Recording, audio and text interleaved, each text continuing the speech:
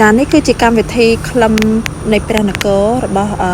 ទេបុព្រឹកជាមួយនឹងជីដេវីតដែលជាកម្ពុជាតារាផប់របស់ប្រទេសខ្មែរហើយគាត់រំលើងនៅគំនិតដ៏ល្អមែនតែនហើយខ្ញុំក៏បានចូលរួមជាមួយនឹងមិត្តភ័ក្តិរបស់ខ្ញុំចាយើងតម្រង់ជួរយូរមែនតែននៅខាងក្រៅចាវែង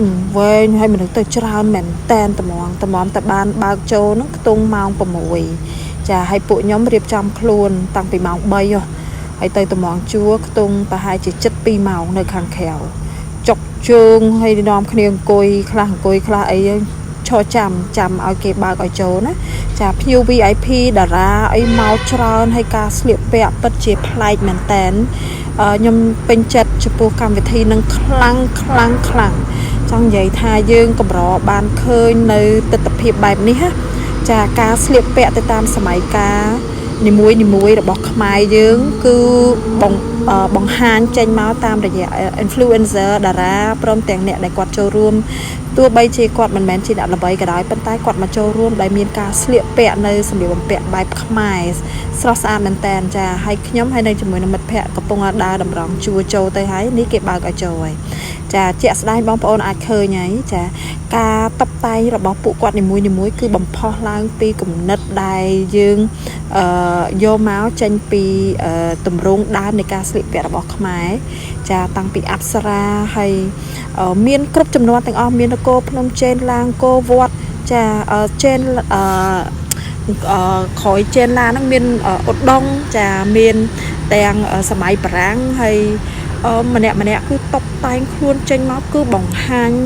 ធ្វើឲ្យគ្រប់គ្នាដែលចូលរួមហ្នឹងគឺរំភើបហ្មងមិនទាន់បានដល់ឆាកចម្រៀងផងគ្រាន់តែមើលគេស្លៀកពាក់ហ្នឹងខ្ញុំឡើងរំភើបចាគឺឃើញស្រស់ស្អាតមែនតែនចាគ្រប់ទម្រង់ទាំងអស់ហើយអញ្ចឹងហើយបានជាយើងឃើញថាសម្លៀកបំពាក់ខ្មែរគ្រប់ចំនួនទាំងអស់គឺស្អាតស័ក្តិសមមែនតែនចាហើយគេមានដាក់តាំងបង្ហាញនៅរូបប្រាសាទព្រះវិហារចាប្រាសាទតាកបីមានកន្លែងថតរូបស្អាតច្រើនមែនតែនអូយរំភើបខ្ញុំទៅដល់កម្មវិធីនឹងខ្ញុំដើរចូលទៅគឺអត់មានអីទៅថាអត់ប្លែកភ្នែកគ្រាន់តែមើលការតុបតែងការស្លៀកពាក់របស់តារា influencer និងភ្ញៀវដែលគេទៅចូលរួមហ្នឹងណាចាគឺធ្វើឲ្យខ្ញុំគិតថាមានសំណាងខ្លាំងមែនតើដែលបានកើតមកជាខ្មែរមានអរិយធម៌វប្បធម៌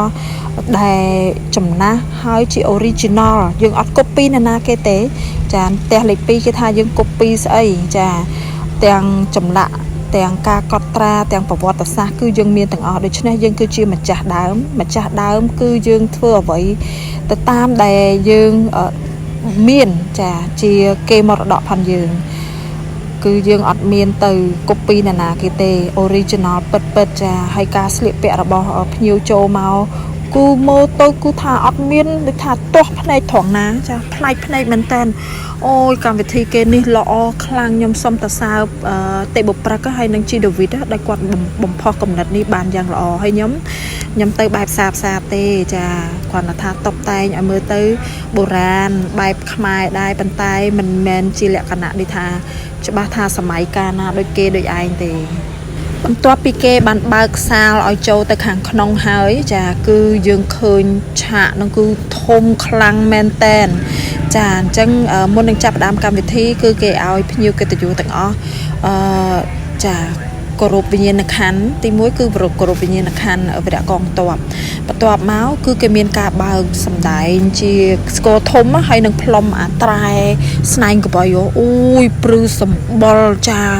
អស្ចារ្យខ្លាំងណាស់បងប្អូនខ្ញុំប្រាប់ថាមើលវីដេអូឃើញអស្ចារ្យអញ្ចឹងហើយប៉ុន្តែទៅផ្ទាល់ញាក់សាច់ខ្ញុំព្រឺសម្បុរខ្ញុំស្រក់ទឹកភ្នែករហូតខ្ញុំមកលេងឡងពីព្រោះខ្ញុំឃើញថាវាអស្ចារ្យពេកអស្ចារ្យខ្លាំងខ្ញុំចង់ឲ្យបងប្អូនលើកក្រោយនាំគ្នាទៅមើលផ្ទាល់អញ្ចឹងមានន័យណាស់អូយហើយការសម្ដែងពីមួយឆាកទៅមួយឆាកគឺកោះរំលើងមកអស់ហើយចាដែលជារបស់ខ្មែរសពគ្រប់ចាហើយនេះគឺជាពិធីទេវរាជហ្នឹងហើយទេវរាជអូយសប្បាយមែនតែនហើយមានកិត្តិយសតារាកិត្តិយសហ្នឹងគឺអោកសគុណកញ្ញាសប្រាយហ្មងខ្ញុំប្រាប់ហ hô lòng trong bay tự bay sao nâng mỏng á xoay mà nè nhom sọ cò chà ui lọ khang men ten cam về thi kê đi bật chỉ ở trà nhom xong ta xa đấy mà